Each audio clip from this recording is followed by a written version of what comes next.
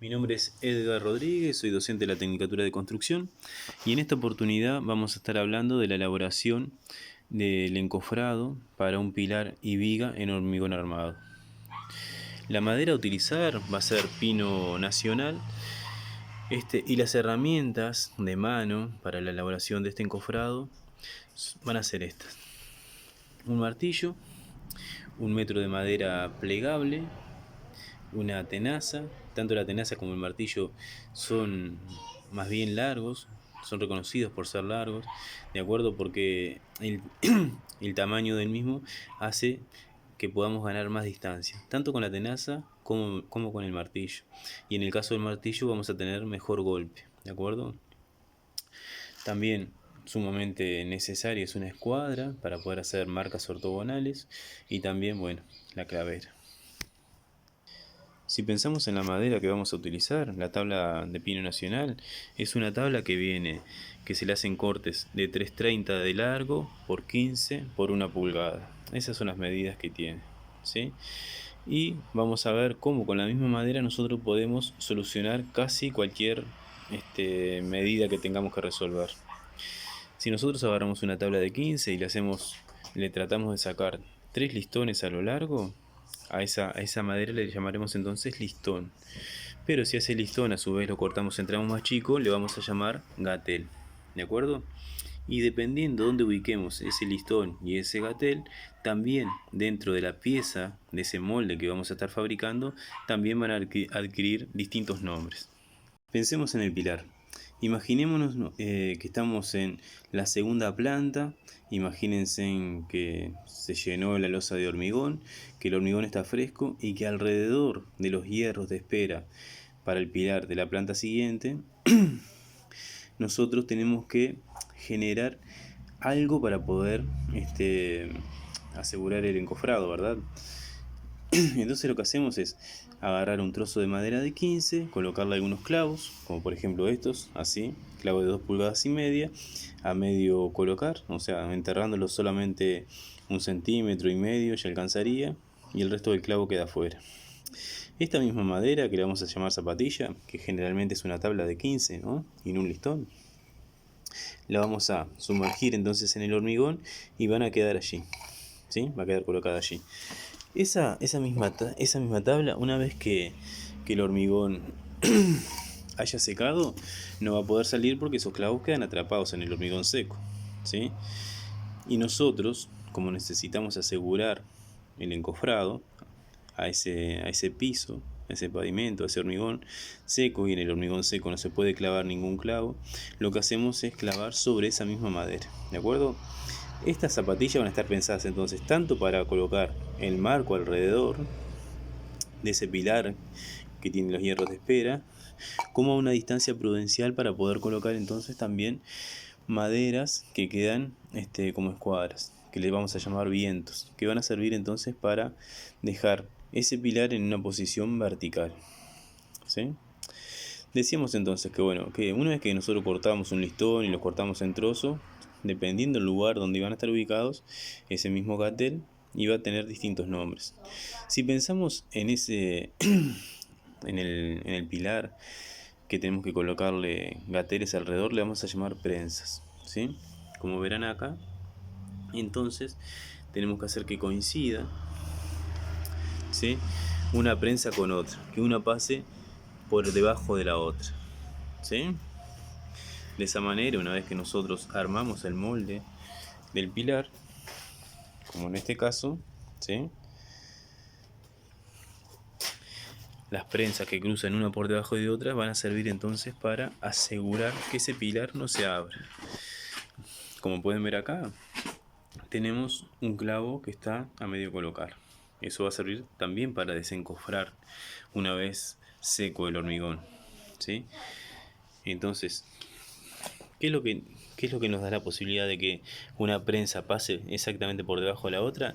Bueno, que después nosotros podemos clavarle clavos de 2,5 pulgadas y eso va a impedir que el pilar se abra, ¿de acuerdo?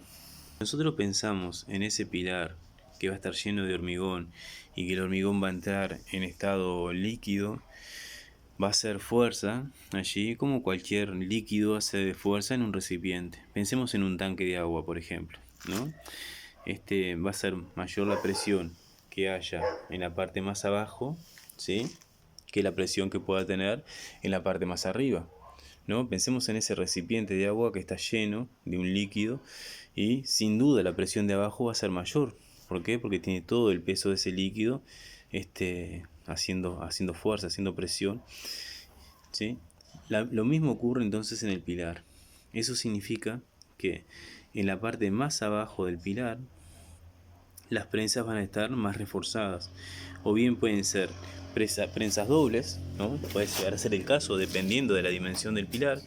Puede ser que en algún momento nosotros tengamos que colocar una prensa sobre otra para darle mayor resistencia a la prensa, o también pueden estar ubicadas a menor distancia. De todo eso va a depender de las dimensiones del pilar. No es lo mismo entonces armar un pilar de 15 por 15 que un pilar de 15 por 30 o de 15 por 45, etc. De todo eso entonces va a depender la cantidad de refuerzos que nosotros le hagamos. En este caso, como es un pilar chico, alcanzó con prensas simples, ¿sí? Las prensas dijimos entonces que son esos gateles que van puestos en sentido transversal a la tabla, ¿sí? Como verán ahí, están a una distancia menor del piso y después simplemente se mantienen cada 30 centímetros. Eso va a variar entonces dependiendo la medida las dimensiones del pilar que estemos armando. Acá podemos ver entonces en este pilar cómo esta parte, ¿sí?, quedó para poder recibir el fondo de viga, ¿de acuerdo? ¿Sí? Acá nosotros entonces podemos pensar en recibir el fondo de viga.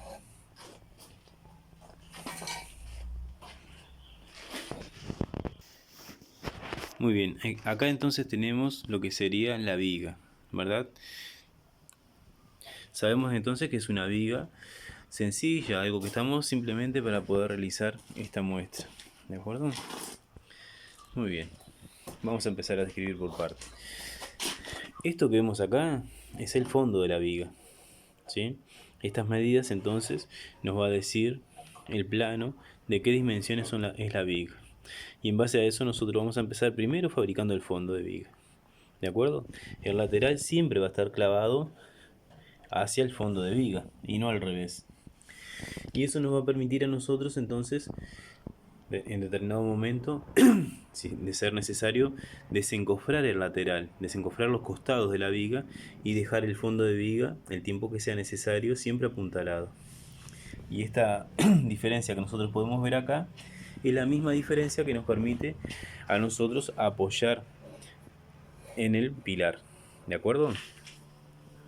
Decíamos hoy que las distintas tablas tenían, dependiendo de la ubicación, distintos nombres, ¿de acuerdo? Acá nosotros podemos ver cómo esta tabla, entonces, que es nada más ni nada menos que un listón, le vamos a llamar banquina, que a su vez la banquina va a estar colocada en el fondo de viga, en estas prensas, ¿sí?, que van a estar resistiendo la presión.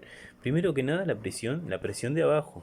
Ya decíamos que no es lo mismo la presión que va a tener acá arriba que la presión que va a tener abajo, porque si es un líquido siempre va a tener más presión abajo, ¿de acuerdo?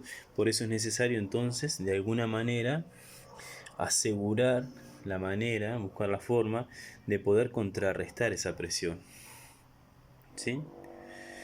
Acá vemos entonces cómo también tenemos otro gatel en forma de escuadra, ¿sí?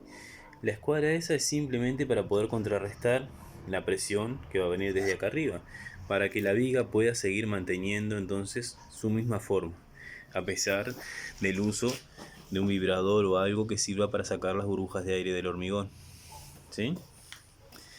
Bien, ahí podemos ver entonces cómo las distintas prensas, ¿sí?, estos gateles que están en este sentido, siempre en el sentido opuesto a lo largo de la tabla, se enfrentan. Y esto nos da la posibilidad también a nosotros que podamos en un momento de ser necesario, también poder llegar a agujerear y hacer una costura con alambre, ¿sí?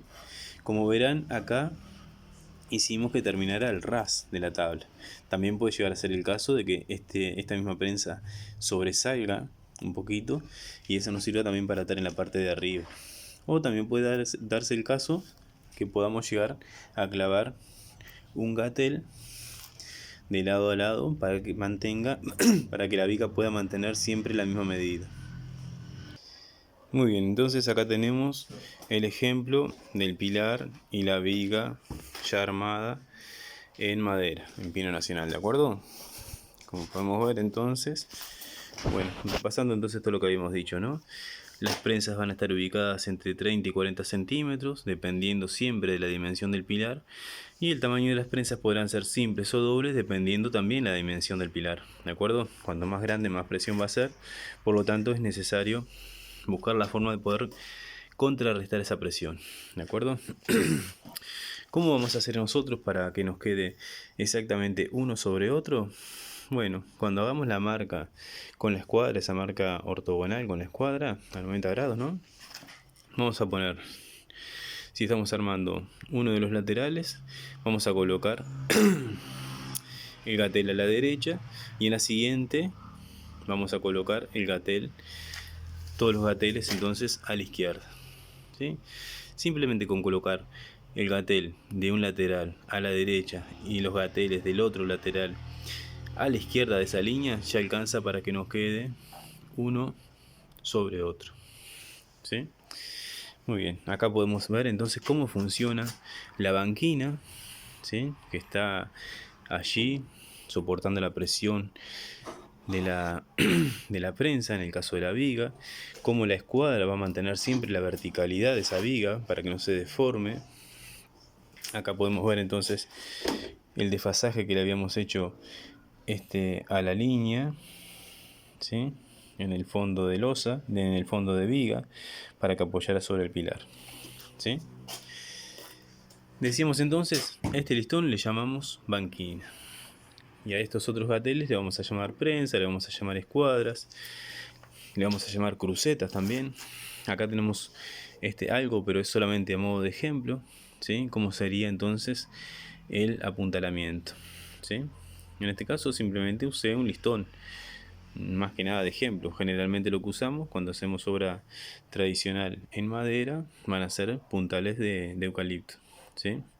De 10 centímetros de diámetro aproximadamente. Y en los mismos vamos a clavar estas crucetas que van a servir para poder contrarrestar el esfuerzo que haga la viga, ¿sí? La viga va a tratar de deformarse para este lado y la escuadra va a contrarrestar. Pero a su vez, para que no sufra ningún tipo de deformación, esta cruceta va a estar haciendo también su trabajo, ¿sí?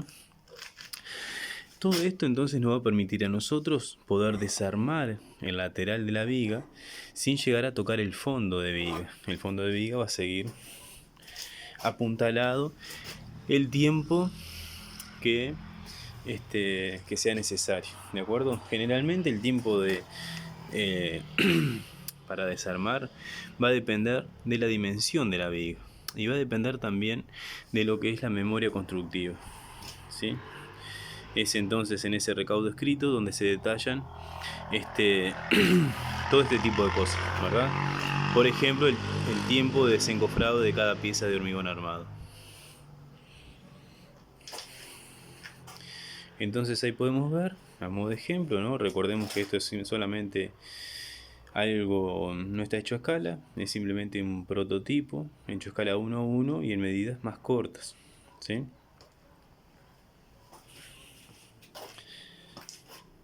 Bueno, pensemos entonces en la reutilización de todo esto. Cuanto nosotros más prolijo podamos llegar a realizar el encofrado en madera, más veces lo vamos a poder llegar a reutilizar. Hay un cálculo estimado que son 3 veces, pero recordemos que si nosotros somos muy cuidadosos en el armado, esa reutilización se puede llegar a pensar en 3 veces, 4 veces, 5 veces. Y eso significa, bueno, un ahorro en materiales y en tiempo de elaboración, ¿sí? Recordemos que siempre la mano de obra acá tiene un papel preponderante, ¿no? ¿Sí? Bueno, espero que les haya gustado. Si les gustó lo comparten. Si quieren se pueden suscribir al canal. Y si les parece, lo pueden compartir. Ah, ya lo dije. Si les parece, y si necesitan conocer de algún otro tema de construcción, pueden hacérmelo saber. Muchas gracias.